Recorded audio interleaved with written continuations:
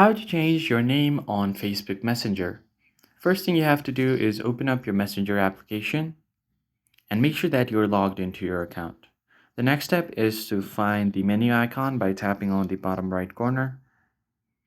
And from here, you just need to go ahead and head over to settings. And once you get to the settings menu, you just have to scroll all the way to the bottom until you see Account Center. So click on See More in Account Center.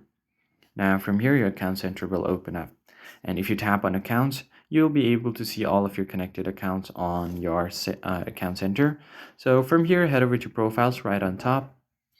Then since your Facebook and Messenger are connected, you are going to have to change name for your Facebook. So tap on Facebook and then click on Username.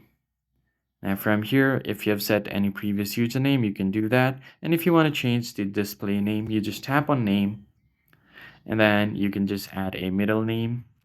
Now once you've done that, Facebook will review your changes, so just tap on Review Change.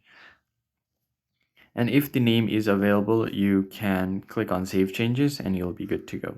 So that's pretty much it, guys. I hope this tutorial was helpful to you guys. I'll catch you guys on the next one.